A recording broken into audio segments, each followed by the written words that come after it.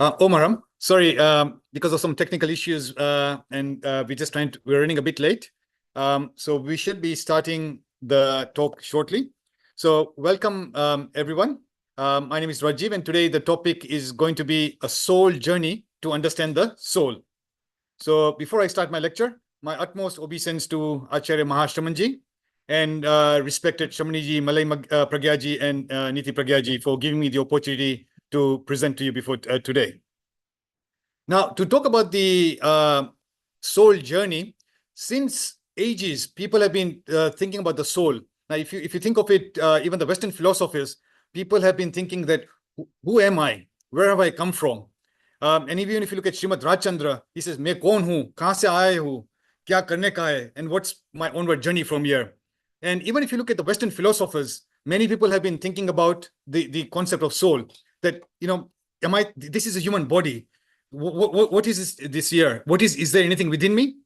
And some of the earliest Greek philosophers, you can Plato, Aristotle, they all have been thinking about this concept of the soul. Now, mind you, in today's day and world, there are so many people who are actually even atheists. They don't believe in the concept of the soul. They just believe that it's pure randomness that I've come here. Because people then ask the questions, why are some people healthy? Why are some people sick? And it's all pure randomness. So they don't believe in the concept of the soul. And many people, the motto is, khai pija or maja karo. Just the whole aim of life is to eat, be happy, make money, and that's it. After the end of this world, who knows what's beyond this world? Now, let's look at even a comparison between science and religion. Now, if you look at how science has come along, that was the Ice Age. During the Ice Age, people made the tools. Then came the fire. And then eventually what used to happen is that people then slowly then started kind of with the Industrial Revolution. People had people made the engine. Then you had all the steam engine coming through. All that could be visible. You could see it with your eyes. And then gradually, as you look at it in the last 19th century and sort of coming now, can you imagine how much advancement science has made with the discovery of the electron and how we are doing all our telecommunications, all the computer and everything? Things in the world which we see around us, mostly things which are not visible. So you can't see the electrons. Look at the satellites. You can't see the waves. And it's made such a big leap. Science has made such a big leap. So the question is that why is it that religion or spirituality, why can't we make a conclusive evidence that there is a soul? If it's something which is invisible, then just as the way science has been able to deduce and you can see the effects of something which is invisible, then even from a religious point of view, we should be having some conclusive evidence that's saying, although I cannot see the soul, I strongly believe in the soul. So we shall look from a Jain perspective of how Jainism makes us understand on the concept of the soul. Yeah. Yes. So the title has been quite carefully selected. A soul journey. Soul means alone. So I'm just alone. So we have been born into this world, and it's our own journey. And in fact, it will come later in the talk. Like, even if you look at it, that your mother makes food for you or your wife makes food for you, they can prepare the food for you. Even if you're a small baby, the mother can prepare the food. They can put the food right into your mouth. But eventually, the digestion and swallowing it is the individual journey. No one can actually force the food inside your throat and digest the food for you. So the journey is a soul journey. That we have got everyone over here. We are learning religion. We are learning the scriptures. But the journey is an individual journey. So it's an individual journey to understand the soul. That the purpose of us being born in this world, it's an individual journey. No one can force each other. So so both of them sound the same, but having two different meanings. Now, let's look at it from so science. Many people, as I said, like the Greek philosophers, they've been thinking about this concept of is this human or is there anything beyond this human body? And the very early philosophers, they came up with this concept of dualism. So if you look at the Plato, Descartes has got a very famous saying, cogito ergo sum. I think, therefore I am. And that the dualism he had was that there is this body, but there's also the mind. And because I've got the capacity to think, therefore I am. If there is no capacity to think, then I've got no existence. So there's no existence of the human if I don't have the capability to think. So there's a dualism there. So that's a physical dualism. Jainism also has got a dualism, but that dualism is slightly different. It's Jeev and Ajeev. And that concept is Jeev is consciousness and Ajeev is matter. Anything else is matter. And we'll also see how Jainism then also explains this Ajeev into many different factors. Because this is matter, our body is matter, even karma. And Jainism is the only religion, as far as I know, which believes that karma are particles of matter. It's not something ether. It's not something vague, abstract. But particles of karma are also matter. So then the question then one asks is, how come I can see this matter? I can see the shirt, I can see things around us, so that's matter. And at the same time, karma is also matter. Then why can't I see karma? So we'll look into that, how Jainism explains the difference between, because both are matter. There's no difference between karmic particles and the matter which we can see here. So Jainism believes in a dualism, and the dualism is about Sharir and Atma juda che. Sharir is body, and the soul is different. They're two separate entities, very, very separate entities. Just like you can have gold and silver. They're two different properties. Melting point is different. Boiling point could be different. Two separate entities. And so there's, and in fact, Sharir and Atma are so different that all the properties which the body has, the soul has got exactly the opposite properties. So the body, you can say the body can touch, taste, feel, all that. The body has got touch, taste, color, and smell. So it's matter. So with matter, you have all matters have got properties which is touch, taste, smell, and color. So those are the four properties all matters have. So then the question is that so you can see matter, but Atma, you cannot see it. You cannot. You can only experience Atma, but you can't touch Atma. You can't taste Atma. There's no color of the Atma. So those are kind of separate different properties. Now, Acharya Siddhasen, he's got sort of in many years ago, he has enumerated 6 eternal truths as explained in the Acaranga Sutra. So this is one of the most conclusive ways for us to understand the Atma. Now, Acaranga Sutra is the first agam. Of all the agams which Jains have, Acaranga Sutra is the first agam, the holy scripture. And there it's emphatically said, soul exists, Atma che. So that's a conclusive belief one has, that soul is there. It is eternal. And we'll look at this concept very, very in more detail a bit later on, but it is internal. No one has created the soul. No one has created the soul. Soul exists and no one can destroy the soul. So that's again a very, very important concept, that your existence, my existence, our soul has been there since time immemorial. It is going to be there. It is here right now. We experience our own soul, and it's going to be there for forever and ever. The soul is the karta, the subject of the action of the doer. So whatever is in the soul is it. The body is just a mere vehicle. It's just a body, but it's only the soul which is the karta and the bhokta. And that's where the concept of the karma comes in, karta and bhokta. There is nirvana. There is liberation and emancipation. Many people get frustrated. I'm doing so much spiritual activities. I'm doing this and that, yet I'm suffering. There is just no emancipation. And then sometimes people can get into that kind of lethargy, saying, what's the point of all these spiritual activities? I'm still suffering anyway. So who knows if there's nirvana and liberation or emancipation? And it also says there's a path to attain emancipation, because if there is something there like heaven, I can go there, then is there a path for me to follow? So these are the kind of the 6 truths which have been mentioned by Acharya Siddhasen, and which is condensed again from the Acaranga Sutra. Now, Jainism is quite unique in saying that soul exists, there is liberation, and the liberation is that you, I, me, every single soul here has the capacity to become God, what we call go to the Sit-Shila. There is no supreme entity Brahma. So this is a very complex topic, but in a nutshell, what is the main differences between Buddhism, Hinduism, and Jainism? So Jainism says there is a distinct entity which is soul. It's a separate entity, and the body is different. What Buddhism, what Hinduism, and a certain part of Hinduism, because there are again many different sects of Hinduism, but one sect says Brahma is the only supreme entity. So Brahma is the only supreme God. So whatever that abstract notion of Brahma is. And you, me, everyone else, we are kind of Maya. It's illusion. It's because of my ignorance that I think, oh yes, I'm Rajeev, and you are you, and this is the chair, and this is the whole here. It is illusion. Once when we get rid of our illusion, we will merge into Brahma. And that's when we lose our identity. So we have become God.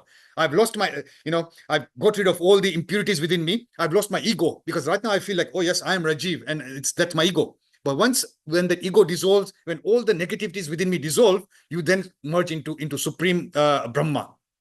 And it's almost like the river. The river I'm River Thames, I'm River Ganga. And that river, when it merges into the ocean, into the Indian Ocean or the Atlantic or the Pacific Ocean, then the river has got no identity. It's like, yes, I've just merged into that Brahma ocean.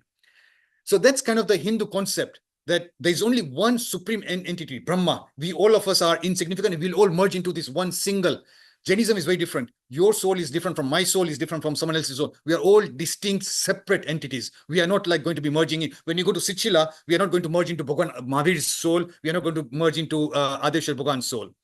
Now, Buddhism, again, is very, very similar. They've got the concept of reincarnation. They've got the concept of karma. But Buddhism, and again, there are different sects of Buddhism, but a certain section believes of what they call is Shunyavaad, which means that when I get rid of all my negativities and impurities, nothing is left. It's just empty. So I've got rid of it. So what's within me? There's nothing. There's no concept of soul. There's no Atma. But when I get rid of all this Krodh, Man, Maya, all these other negativities, and when I get nirvana, so when I have to go to nirvana, so Buddha achieved nirvana, what happened? They got rid of all these things, and they just, it's emptiness, it's hollow. And Jainism does not believe in, how can you have something hollow? How can you not have something tangible? What is like this emptiness, Shunyavaad? And again, what Buddhism believes is, they believe in a constant change. Everything is changing. There's nothing which is permanent. So the Buddhism have got a very strong saying, like, my thoughts are changing, my body is changing, the weather is changing. Every single thing at every single moment is actually changing. There is no something which is permanent. And because they don't have this concept of soul, they don't have anything which is permanence. They always believe in these things which are changing.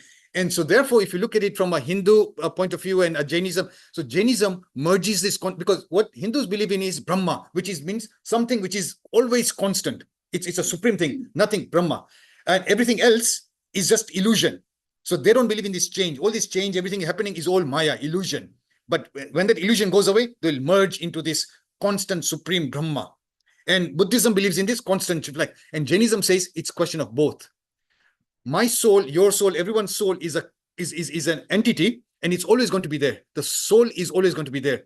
Now, they call it the modes, the pariyai. So Jainism calls this pariyai. So pariyai means every substance has got modes. Let's look at even physics and matter. So you can have gold. So gold is a substance, but gold can have different modes. You can make a ring, you can make a bangle, you can make anything else. But the goldness of that is always constant. So essentially what Jainism says, it merges both of them. That yes, right now in our human body, we've got a constant soul, but then also the modes are changing. So, and one important thing about Jainism is realize truth to one's own search. Apana satyame seja. So whenever we do praksha meditation, that's a very great aphorism which comes along, that realize truth through your own search, which means that all the scriptures we have, all what Bhagwan Mahavir said, don't take that as gospel truth. That do this. You use your own mind and intellect to then search for the truth.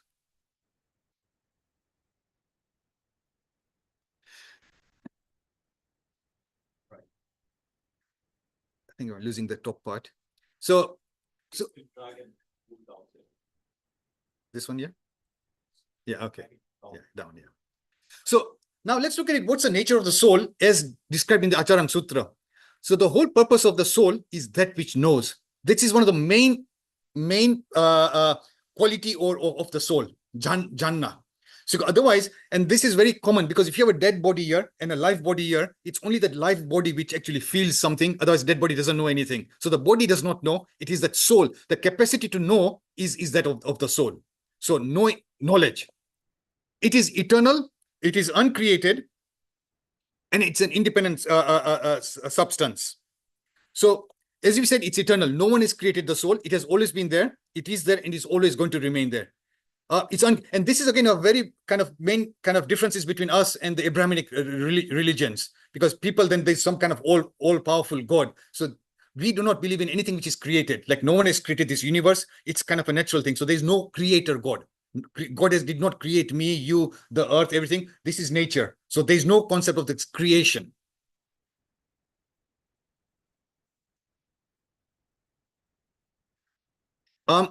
Again, there's an interesting story. So to understand this story of the concept of the soul, at the time of Lord Mahavir, there was actually a king called King Ajatshatu. Some people also call him Kaunik. And he again wanted to use a very kind of scientific approach to understand the soul. He says, if there is a soul, I really need to be able to prove this soul. So what he did was, at that time, he says, like, all my prisoners here. So he took one prisoner and put them into a coffin, a glass coffin, and saying, this guy is going to die anyway. He's a prisoner. He's going to be dead. So might as well sort of let me satisfy my curiosity. So he put this prisoner in a glass cell and saying, if there is a concept of a soul, then if this person dies and the soul is going to leave the body, I should be able to see a crack in the glass, because if there's any, I can't see it. But if there is that concept of a soul, I should be able to see this. There's some crack in the glass somewhere, and he didn't see it.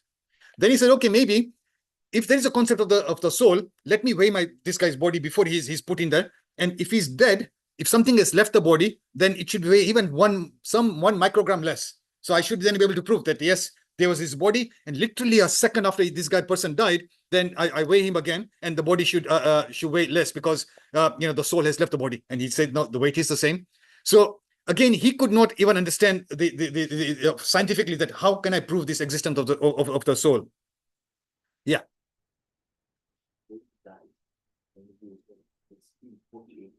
Yes, for the soul wants to live. Yes, the body.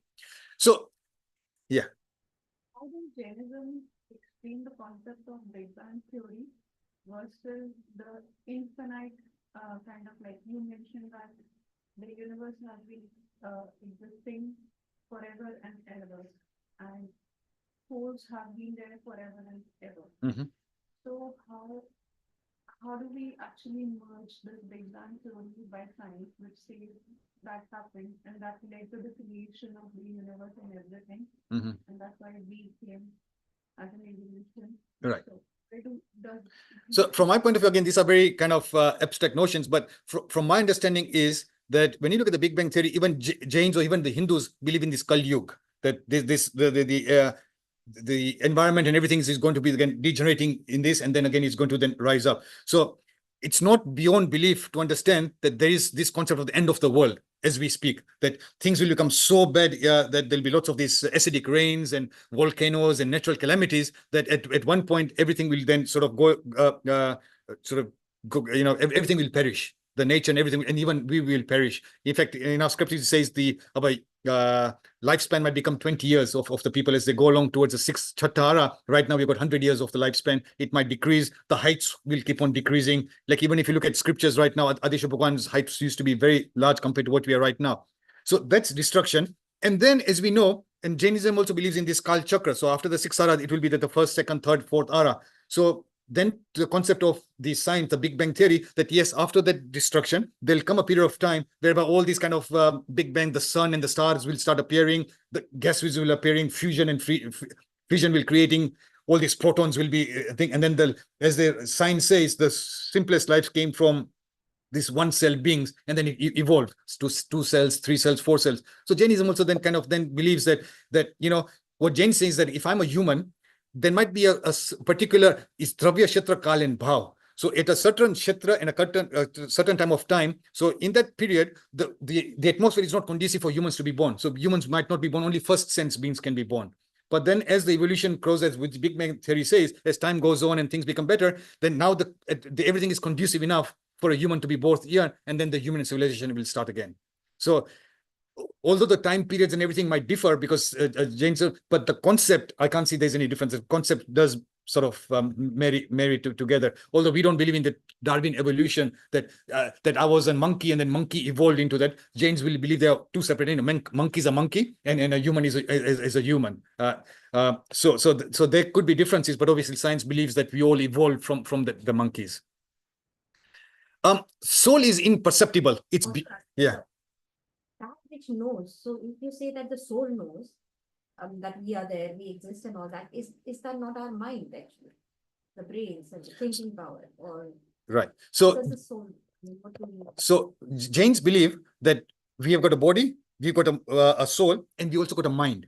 So, and therefore it's called Samjani and Unsamjani Jeev. So even the classifications of Jeev, so we are, so like elephants have got a mind, but there are some animals which don't have a mind. So there could be 5 senses, but without a mind. So mind is a separate entity, and it's called Manas Vargan. So again, it's a karma Vargan. So karma, particles of karma, which can attach to the body. Mind is also, they say, it's kind of matter, which, so we have got the capacity to think. But all that is, you ever suppose if that mind is there, but without the soul, the mind is nothing. So the soul is really the engine behind it. Without the soul, it's the soul's capacity to understand. So because I've done good karmas, I've got a body, and I also got a mind which can think. But it's not because the mind is there that is the mind which is thinking. Suppose the soul is here, and if I didn't have any mind, even a one sense being, a bacteria, has got the capacity to know. It might not articulate to it, but it can probably touch and then feel, and it knows, oh, I'm feeling squashed, I'm feeling this. So they cannot express it, but that knowledge that something is happening is even there in a one sense being. In the soul, we say it can perish, and the whole cycle we start again. In that meantime, the soul is still existing, the same soul, and it will be rebirth in the new cycle. So every soul is independent. So we might take different reincarnations and everything. So if someone says, if someone was here and saying, can you remember your 900th life before? So you might be a different person, different everything, but that's, so each individual soul is independent. So the souls are not going to perish like all that. So we might be in a different region, but the soul, all souls are present. Right. So even when human civilization and everything will be gone, that soul which is there. Which soul? Which soul? Your soul? Whose soul? Yeah, say my soul. Yeah, okay. Which is there, is still going to be existing. Somewhere in the universe. Right. Waiting to be again come back. Well, depending on your karma, whether you're going to come back as a human, whether you're going to come in Devlok, so all these kind of 4 gatis, depending on where that is. So not necessarily waiting to come back to earth, waiting to, depending on the karmic influence, waiting to be born somewhere. There's no creation of the soul ever. There's no creation of the soul ever. There's no creation of the soul. It's been there all the time. Otherwise, in fact, that comes in later. If you believe in a creator God, then the question is, and that's how the researchers trying to prove it is, okay, there's a creator God. Who created the creator God? And then you can go to ad infinity. So then that concept can be easily nullified. That where do you start? Yes, yeah. So you said that body, the Utkal Shiri, that is consist of particles. Similarly, soul is also considered, is also origin the karma. Yeah. Karma is also consists of Particles. Now, on the other side, Vandami also says that when in the body, when the soul leaves, so soul goes along with a Tejas Shri And karmic Shri. and then karmic Shri. It means it also, and karma has particles attached to it, right? So that means soul has some particles which goes along with it, and particle contains some mass. Yeah. Right. So, when this Ajat Shatru, he was doing some experiment, the soul left the prisoner, and there was no difference in the fate. How did it happen? How did it Okay, so you've now, through your kind of example, you've now touched upon the reason why the key point of what you mentioned is that particles have mass, right? So Jains say that matter has got 8 properties, generally 8 properties. So we say that, touch, taste, color, then it's also got this kind of mass, So essentially what they say is that this body of which we see right now has got 8 properties. Karma has got 4 properties. It's Chatursparshi. Chatursparshi means it has got no mass. So if it's got no mass, that means like right now, if I have to go transport from here to Mars, we know that right now science says the maximum speed is 3 times 10 to the power of 8 meters per second. So that's what defines how long it's going to take me there. But for my soul or for karma to go from this particular matter from here to the other end of the universe, it's going to take no time, because it's one, and the smallest time which Jains believe in is samay. It does not even concept into like 1 milliseconds. It's such a small period of time that it just in one samai, one can go from one end of the universe to the other end of the universe. And that concept is not too hard to believe, because right now, if you were to think of a satellite sending some signal from sun to here, it takes 8 minutes for the rays of sun to come here. But for you to think about the sun and whatever it's right now, it's not even taking 8 minutes. Just that mind can literally go to the sun and you can literally think there. So there's nothing stopping the particles of matter or your soul going from here to the other end of the universe. But I think the answer to your question is that because karma particles does not have any mass, it can go to the other end, and therefore when the soul left the body, there is no change in mass, because the karmic particles or even atma does not have any mass. What are the four properties of the soul? Yeah, so we'll come later. So the properties of souls is a very a great acronym, BIKE, B-I-K-E: bliss, infinite bliss, intuition, knowledge, and energy. Pran. And that sort of comes in. So for example, how do you understand that energy? Imagine that there's a 50 pounds note over here right now lying here, and you really want that, and you are down with sort of cold and sort of COVID and virus.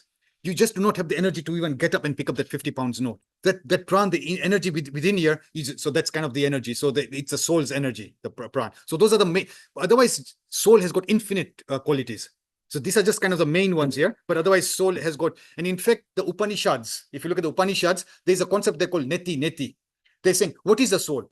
Soul is not body, soul is not chair, soul is not tree. So they're trying to prove soul by the concept of negation. It is not this, it is not this, it is not this. But what is it?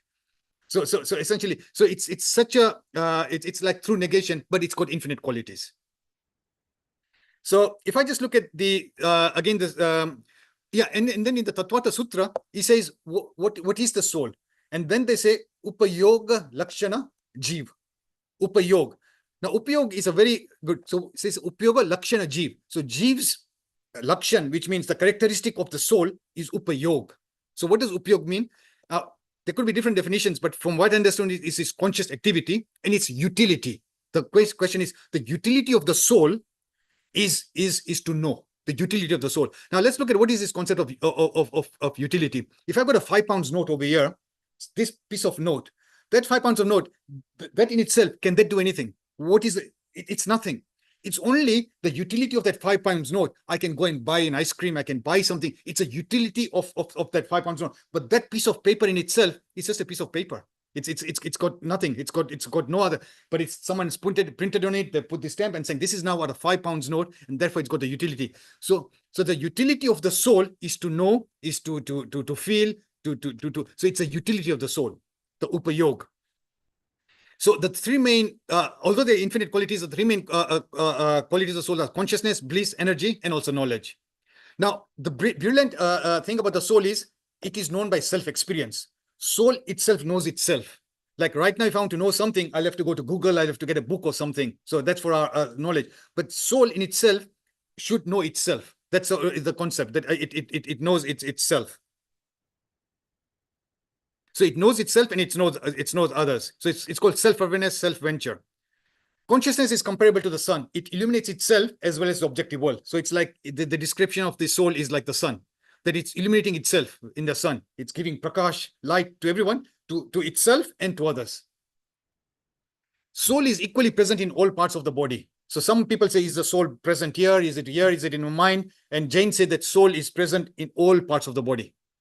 However, some believe, and Jains also believe, that the concentration of Atma Pradesh. So Atma is just one entity, but the soul points, they are sometimes concentrated in certain parts of the body. So for example, it will be concentrated in the heart, in the throat, and in the head.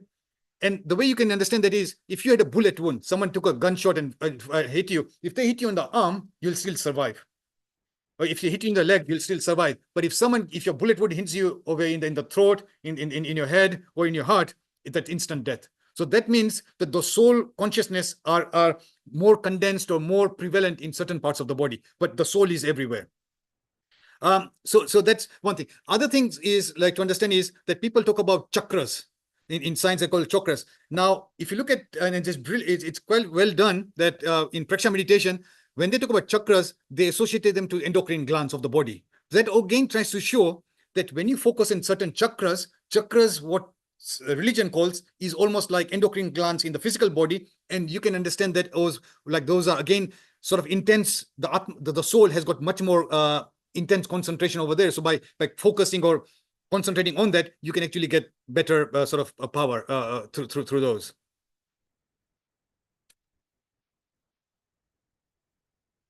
So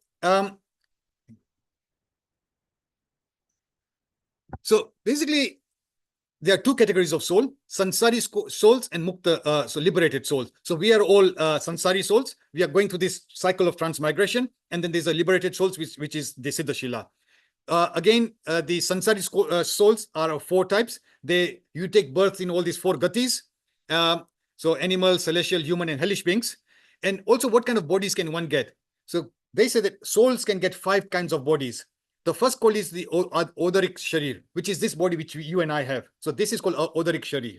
Vikriyak Sharir is protean body. What does protean body means? It's got the capacity of changing. If I feel like becoming an elephant, I can become an elephant. If I want to become like a lion, I can change my body shape, form the way I want to. And who has got those kind of bodies? By birth, hellish beings and Devlok. So if you're born in the hellish beings and in the by birth, you automatically get those bodies. So you can then just change whatever it is. And those bodies are again like that. So if you can cut this arm and this arm becomes separate, then it still can be able to join itself. It doesn't mean that the body is died. So that protean body, like you see amoeba, you can take an amoeba, you put a slice, that one amoeba becomes 2 amoebas. So the thing is that you can then separate the bodies, but that body will again then just join together. Just on that concept of it's like an amoeba becomes 2. That means the soul has now split into 2 cells. Right. Now, if those amoebas start growing separately, Right. that means the soul has split. Yeah. So basically, if that one amoeba becomes 2 amoebas, then that obviously becomes 2 different souls. Like one mother has got 2 kids. So that means, okay, that's one, but essentially, they could be twins, but they're 2 separate souls. In this concept, okay, it's not exactly the same direct comparison, but the point I'm trying to make is that when you have this Vaikriya body, the body means that someone can say, like, for example, in hellish beings, someone can give you lots of pain. They'll say, okay, I'm now going to cut some limb of yours. So that means you're not dead.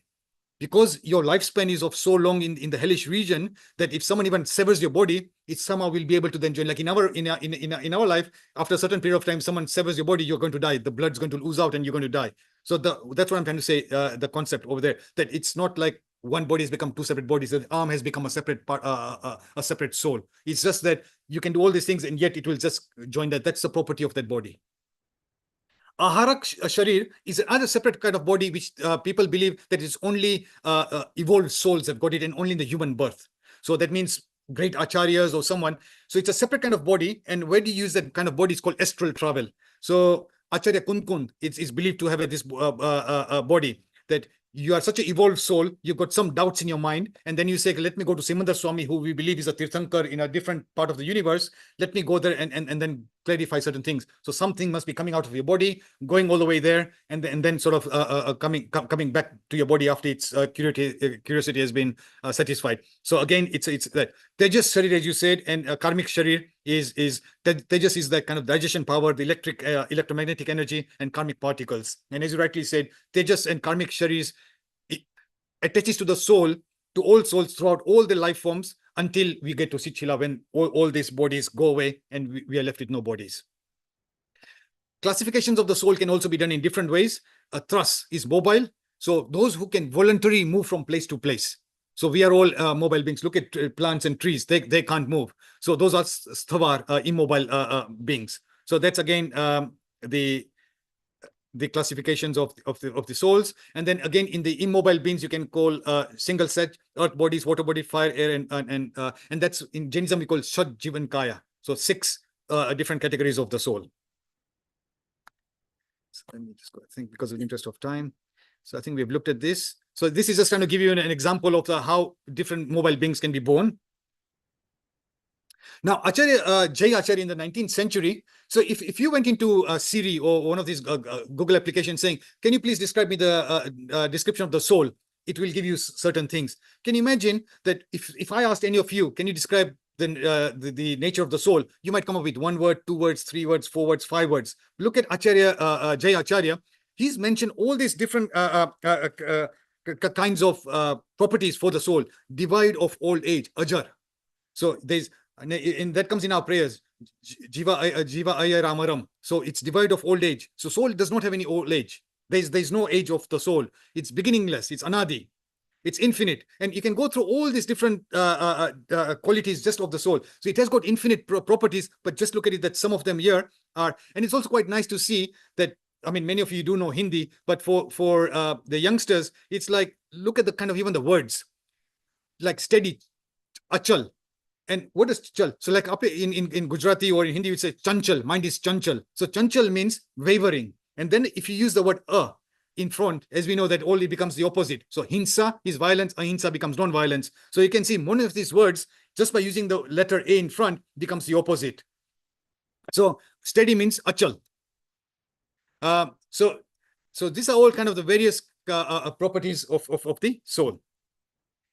Now, again, if you look at the Namuthunam Sutra, if you look at this, the verse which comes here, Siva Maila Moro Mananta Makkai Mawaba Mappunarvati Siddhigai Nam Dhyam Thanam Sampatam Namo Jinanam. So in this Namuthunam Sutra, again, as you can see, if people did not know Hindi or Sanskrit, if you wanted to translate, then if you look at how the words becomes, it becomes Maruva, Mananta. So if you went into dictionary and a Sanskrit dictionary, say, I want to understand what is Maruya. So you'll not understand what Maruya is because of the Sanskrit rule. Just like English grammar, you can have monkey because monkeys, but if you have money, it's ending in Y, yet it becomes monies. It doesn't become Moneys, monies. So Sanskrit has also got certain rules. So ayal, the actual word is ayalam, and then the ending of ma, the first word's ending becomes ma, that attaches to the next part. So once when you understand this, and that's why I think it's quite nice and encouraging to youngsters that if you get an opportunity to understand our prayers, it would be nice to understand our languages and to understand. So if you look at Namuthunam Sutra, it's giving you 7 adjectives. What is the nature of the soul? Shiva, no karma, bliss, happiness. Achal, it's got no instability. So chanchal means that wavering minds. This is no instability. It's just steady. Aruvam, no body, no diseases. It does not have old age. So it has got no body, it has got no diseases. Anant, Akshay is imperishable, Avyabhat means free from problems, and Apunaraviti. Now, I think just to conclude my talk right now, so I started this talk with saying that, if you look at it, if you wanted to understand physics, you would become like a scientist and then saying, let me go to the lab, let me do some experiments, and let's understand this concept of the soul here. So let me try to do something different here, saying, let me become a scientist today. And as a scientist, let's do some experiments to understand the concept of the soul here. Now, as a scientist, as you know, that people, if you do a chemistry, you'll be wearing some kind of lab coat, and then you go. In fact, when I was doing my master's, I was doing microelectronic chips, all these microchip design. So not only did we have to wear the lab coats, but we had to wear one of those aerospace coats, so that all those gloves, so that not even a single particle can come in when you're making these microchip designs. So that was kind of there. So right now, let me just wear a coat, and then we can just do some experiments, and then I close. So I didn't have any a lab coat or anything. So I've just taken my kids' martial arts coat. So that just to prove that I'm now going to become like a scientist right now. So improvising a scientist quote with this here. So now let's look at certain things here. So the first concept here is milk and water. So let's take another glass.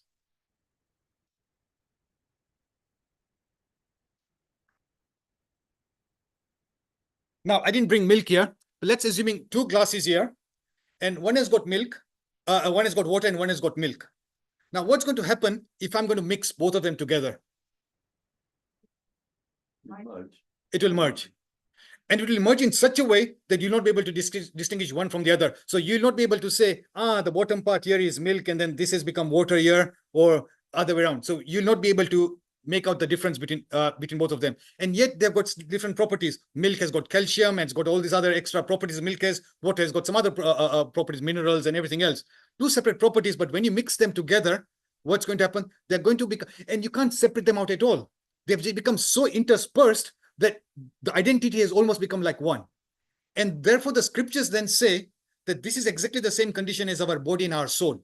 You cannot then say, like right now, we've evolved in such a way that if this is my soul and this is my body, they've attached in such a way that I cannot see the difference between all of them. I'm behaving, I'm feeling everything like I am Rajeev. But many people who also then believe saying, this is Rajeev. It's a separate body. So many people saying, Rajeev has done this. Rajeev is giving a talk, not I am giving a talk. Because by saying I am giving a talk, I've actually merged my identity, my soul and my body. I think Rajeev is just a temporary. In this lifetime, it's called Rajeev. Afterwards, then my soul is Rajeev. It's going to be someone else. But we have been so conditioned by saying I, my house, my car, my this, that it's that separation of between who I am and what my soul is has become totally separate. So this is a classic example which in scriptures is given, that how we can understand that many people behave as two different things, as one thing, but they're all two separate entities. So that's kind of the first one here. The second concept is, like many people say that, we are living in a mundane life. I've got a job, you got a business, people are studying in the education. Then how are we supposed to focus on religion and carry on our normal business? I've got what? And so, is religion something separate? People just do in the temple like 5-10 minutes a day. And then you see old people go to the temples and they do all these different things here. How am I supposed to lead my life? Now, Anand Ganji Maharaj is a very great mystic saint. There are a lot of these poems he's created. And he has given one other example. So for that, I need 2 volunteers. So in fact, I just need 2 ladies and 2 girls. So I think we've just got 2 of them here. So we've got them. So Rupali and Shiksha, if you just come here. Now, I want you to imagine that you were like 16-year-olds. Now, have you heard of any stories that either your grandmother or your mother was saying that at the time in the villages in Rajasthan, I presume, Rajasthan or Delhi or in northern India, that when they used to get some water, there was no water. So you had to go to the river. So did that happen to you? Yeah. No, not for you. But we know. But you know people. Yeah. So what I want to do is I want you to mimic that. So imagine you are 16-year-old girls right now, because it will generally be 16-year-old girls right now. And when the people used to go out to the river and go there, so the girls used to go early morning, get water for the entire family. And then whilst you're putting that pot on your head, you're going to be walking along. And you'll be talking about general things. You'll be talking, maybe a 16-year-old girls, you like some guy around here. So you'll be talking about this boy. I like this boy here. Or if you're imagine if you're a married woman, you can talk about your sasu. My sasu does this, or my sasu. So you could be talking about any general things happening in your village or anything. So let's just mimic that right now.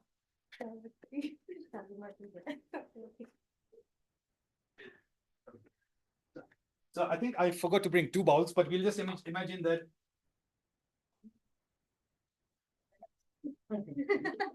So if you're able to obviously, I think this will be a bit more dangerous, but if you are able to put this on your head, walk along to there and imagine you're going to the river. And if you're able to do it without hands and just talk as though you're just normally. Well, I think that is going to be difficult.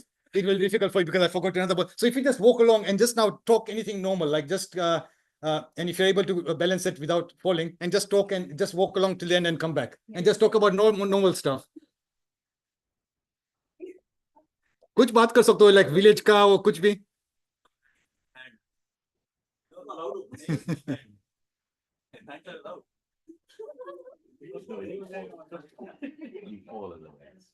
Yeah, if you just pick it up and just zoom in on that.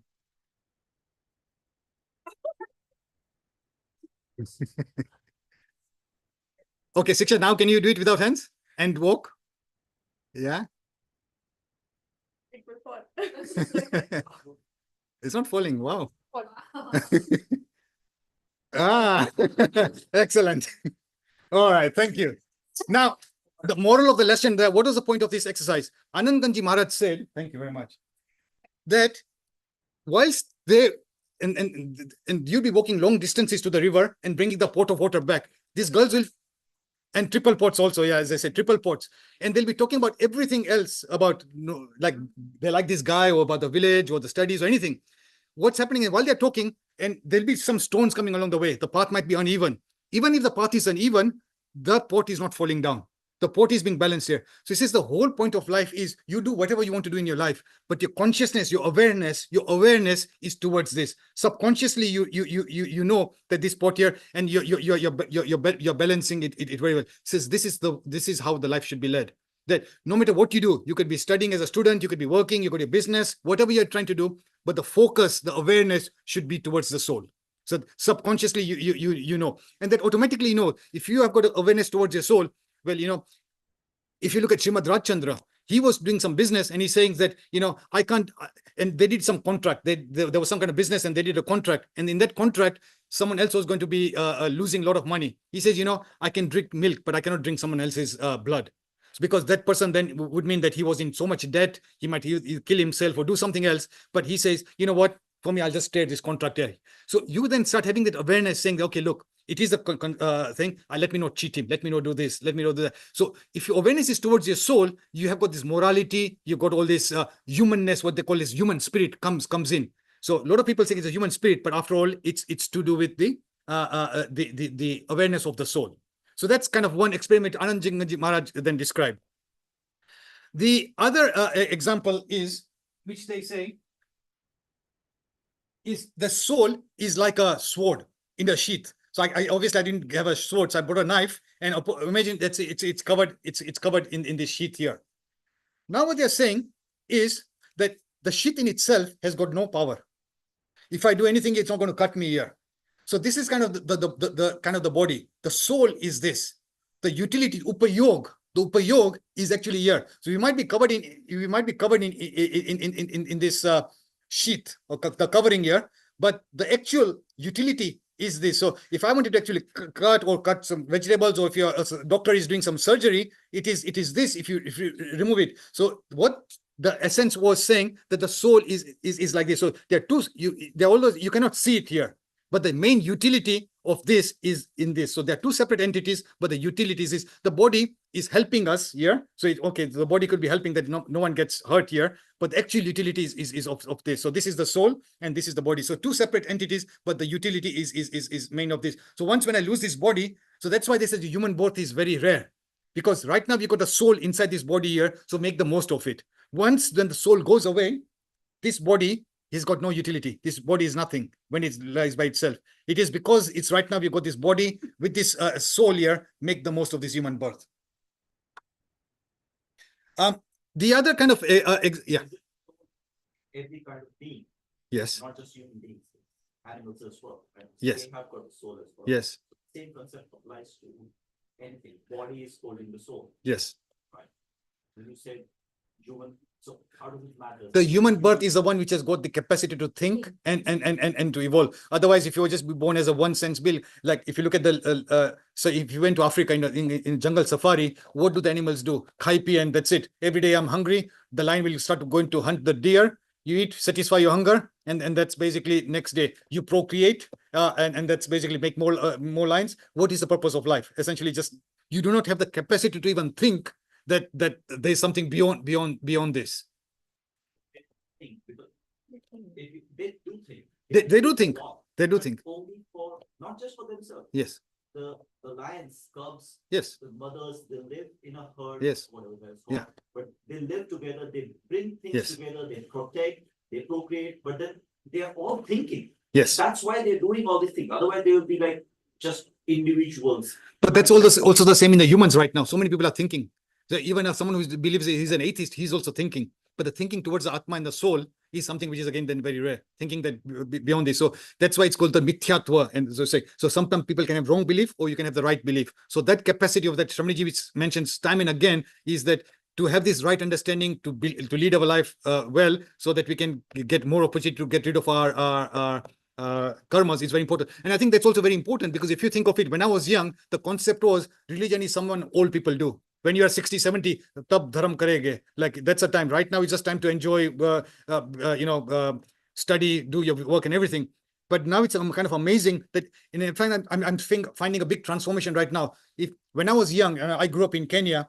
At that time, when I went to India, the thing was all the monks and nuns used to say, do this, don't do this, do this, yeah, mala itna karo, ye khao, ye na khao. But if you look at the messages which is coming from all the saints right now, Acharya Mahashramanji and all the other Acharyas and Gurus, right now the main talks to every youngster is how can I become a better person?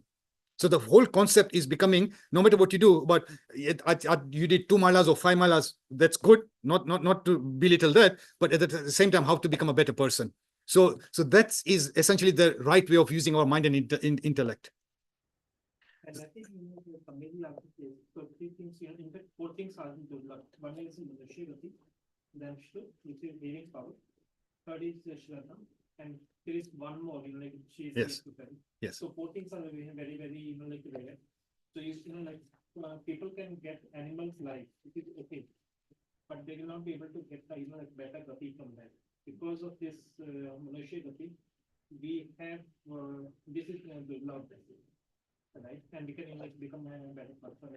We can go to a better gati. Okay. I think Yes. One other experiment is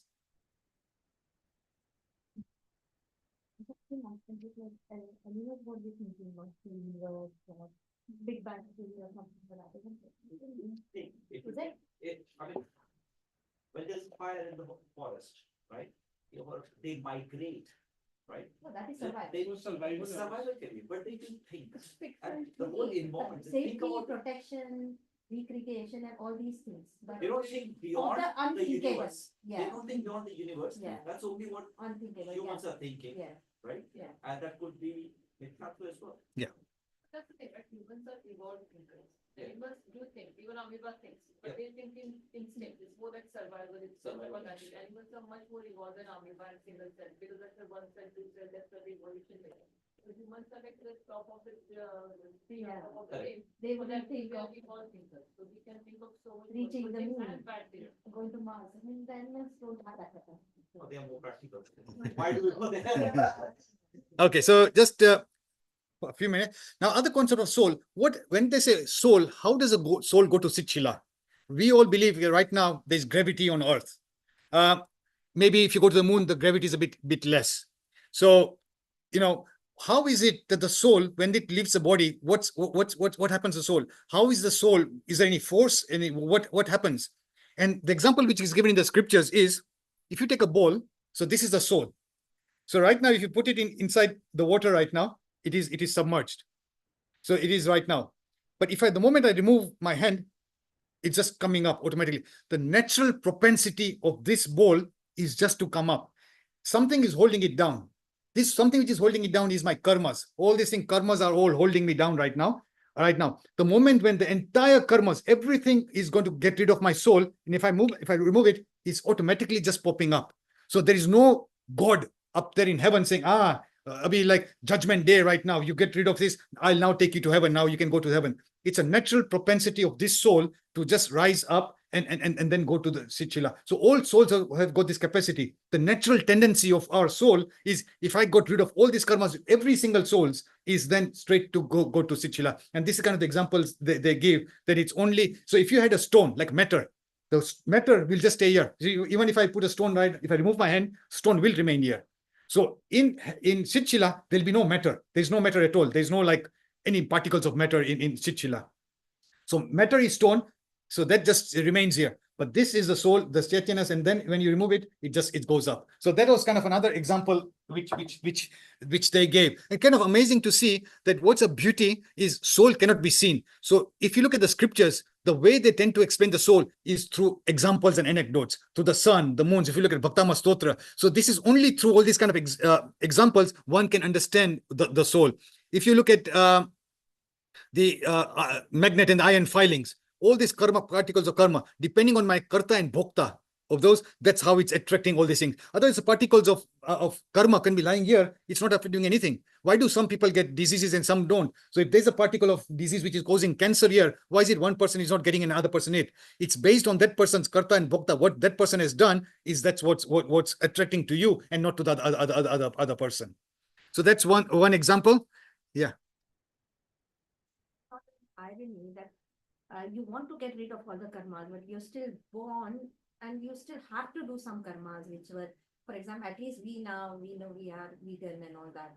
But then previously when people were born, I mean, they used to live in jungle and all, and then you had to find, they had to kill or whatever to survive and all. So everything you are binding karmas, isn't it? Just taking birth and all, you're still binding Right. karmas. So I think karma if I'm not mistaken, has got 10 states. Like the Jainism says, like what is the duration, what's intensity, all these kind of different properties of karma. So even when karmas are being bound, even if I understand, if Tirthankars were born, like if there's someone got Keval Gnan, so if they are walking, the karma is attaching to the soul, and it's such a pious soul that, like right now, and that's again the example has been given in the scriptures, that if you take a clay mud, a mold of clay, and if you just throw it against the wall, it's going to just stick there and then slowly come here. If you take sand and just throw it, it's just going to go there and just going to very quickly just come down.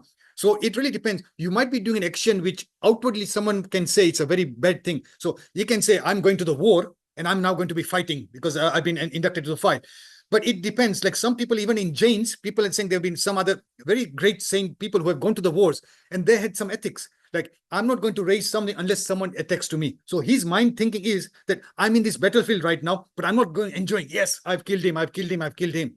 So the mental process they have right now is, yes, I have to do it. I have to defend my country. I have to defend my religion. And that's why I'm there. So the question of it's all your mental. So you could be doing something which is outwardly quite wrong, but then your mental state could be saying that. So the binding of karmas are very, very less. You're not binding them with that much intensity. Yeah, bhav. Yeah. Sort of the other examples are given is the potentiality is that the seeds. If you look at the seeds, they're such small things. But look at how much benefits they have to our body. Have flax seeds right now, have sunflower seeds, just these small things. The potentiality in this small seed is amazing, that if you just didn't have those, then it's amazing. Even something like some people are deficient of sodium. So sodium, they just said you need to have just that many, 1 milligram or 2 milligrams of sodium, something which is very small, very minute, but has a huge effect on the body. So that's a potentiality which people say that Atma, it might not seem very, but Atma has got huge potentiality, that how much Atma can do. So we look at our great saints and scholars, look at their mind, how much they've been able to achieve. So, and from this seeds, you can make oil and you can have so many other different benefits. Question. Are seeds Jeev or Ajeev? So basically seeds, I think what tends to happen is, like, I'm not an expert. I think that's the best question to ask Vandami. But my understanding is that sometimes that the plant which it grew was alive. When then the plant is dead, it's kind of the byproduct. So that's why Jain said that we want to minimize the number of violence. So the actual seeds. So right now you're not eating something live. So same concept with water. Like the water, they boil the water. Obviously, some of the microorganisms are then killed, but then in that say it's like saying that water which Shamnijis do have when they have boiled the water. Seed in its steady state doesn't grow, does not proliferate life. But if we sow them, if we give them the right conditions, then it gets into a life and it becomes a one-cell being, which is a plant. So is it like Nigor? Dormant state. So what is the right then a conditions? seed? Is it still Seed is like a body in that case, and when it germinates, that's where the soul enters. Yes. That's my concept, right? So essentially, when it is a plant, it is growing because that's like a human body with a soul. Yeah. With all the energy and everything, and it grows into a plant or a tree with the right environment. That's the starting point. Same thing is if a lady becomes pregnant. Yes. When does another Jeevatma enters into that being? Is how do you define that? Right. Yeah, exactly. And I was going to give the same example. Yes. So that seed has the potential Yes. to generate Yeah. from a Jeev. Yeah. That's when the Gambara or the Mandir and all, they say Dravya Chadhao, which is just like rice or Right. dry, Yes. not flour. Right. On the same token, with this analogy, we can also say why we don't have eggs. Because eggs also have a Potentiality. That's right. Right. Yeah. Some ones who said yes, but a lot of people are talking about unfertilized eggs, unfertilized eggs, so you can have those, right? They don't have the potential of producing a life. So they said, yes, unfertilized is fine. However, when you look on the aisles of the superstore, right? How do you know which one's unfertilized? Yes. Not. All right. So best is Just here because it has the potential to tendency right. to create Yeah. life. Right. But every seed has got potential to. Right. But so I think Jains then sometimes say that we are living in a life whereby it's not possible to have zero violence. So the whole aim is to minimize the amount of. Yeah. Right. Yes. Right. Right. Right. Yeah, but I think the concept, I think that someone expert should be able to, like Shamniji. So whether the seed before it germinates has got a soul, or only after it germinates has got a soul. That I think that's right. Yeah. But even if the plant has got a soul, if you think of it, then it comes to the dead part of it. Right. When you have plucked the fruit out of the plant, Yes. that fruit has got the soul as well. Right. Because the plant had the soul. Right. Fruit is part of the Yeah. same plant. You pluck the fruit, and now you're consuming the fruit. Right. Because the fruit, if you think Yes. of human body, Yes. till 48 hours, Yes. when it dies, still it Yes. has got a soul. But the fruit, Minimize. But you know, It's the a byproduct. you're not uprooted, yeah. Mm. It's a byproduct. In case of a fruit, the reason is you have hair. If your hair falls, it's still not Jeev. Yeah, nails. Nails, Yes. they are still not Jeev. We say generally, and this was exactly a question which a child in my Gyanshala class also asked. We say the life is in the roots of the plant Leaves. or tree or anything. So if the leaves are falling because of water and everything, because they are dead, and they are falling, they don't have soul. The soul is still in the roots. So that's why we say if you are plucking something from the roots, that's really you are killing the plant. And it's very much similar to our nails, our hair and everything, which are part of the body, but they don't have soul. Sorry for that. Yeah. Sorry to add something. It's like, the question when they ask that if you don't kill an animal, you kill an animal to eat the meat, that's bad. Hmm. What if an animal is dead on the road? Can you consume that? Right? Hmm. So the answer to that was again asked of Sadhu San. And they said no. Why? Because what you meat here, that's why if it has decayed, right? Then you won't have that meat. But because it's fresh, that means you're okay to have. Why is it fresh? Because all the bacteria are still Yes. active in that. Yes. There's so Mm. many bacteria. Exactly. Fruits So are many alive, bacteria. That's very it. much quicker. That's There's why bacteria that's inside. Yes. And be eaten. Yes. Yeah. But nature wants us to eat fruits, Yeah. otherwise the seeds won't be released. And the whole concept is what Shiksha is saying, that was back in the day, they'll wait for the fruit to ripen, fall naturally. Nowadays it doesn't happen. We just pluck it, There is yeah. life. But the whole concept of Jainism is until you're alive, killing yourself is also not an option. Because that's the Correct. means of utmost, like highest order, right? So to survive, you have to do some harm. And that's why there's a whole food chain of eating. Why do we eat plants? Because that is still harm and knowingly. Where, okay, I can't live without eating something, so I'm eating that. The lowest of the year. I'm not eating non-veg because it's 5 cents. And you answer. No, just to answer.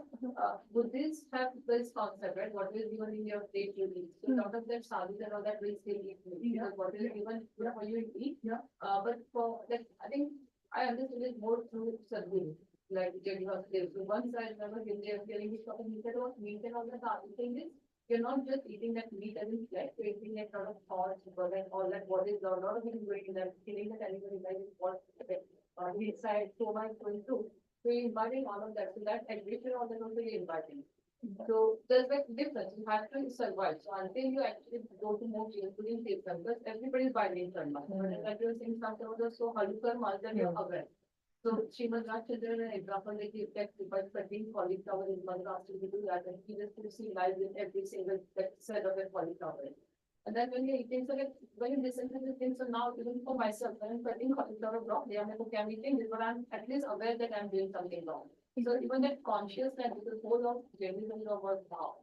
Right? So one thing you could eat is wow, fantastic broccoli. Very nice, very fresh. You can just go on and on about how fresh that vegetable is. Second is okay, I'm eating it because I have to eat it. I'm sorry, but I'm still eating it. So that two same action could have different karma, effect. So why I asked about the seed thing was because as per again like Digambar Jain theory, many Jains do not eat brinjal or tomato. The reason is they are bahubija. Yeah. They have a lot of seeds in them. But these days we are having seeds as a part of our diet. So on one Yeah. hand, they are just completely discarding one category of fruits or vegetables because they have multiple Yeah. seeds. And on other Exactly. hand, we are saying has like seeds or Yeah. have these pumpkin seeds because they're very good for Right, health and right. everything. So that's a contradicting thing. Beyond so much focus on food, there's so much more to religion than food, right? Yeah. We could be eating whatever we actually so particular about food. But then if you're going around talking, rough to people, you're not aware of what you're doing, that means person. Okay, so I think for the benefit of the people on the Zoom, let me quickly just finish it off, and then after the Zoom session is done, we can then just discuss offline. Just last two things. The question of the potter and person making the pot. This concept is nimit and direct cause and instrumental cause. So to make the pot, you need to have the clay and you need to have the water. So those are known as kind of the instrumental cause.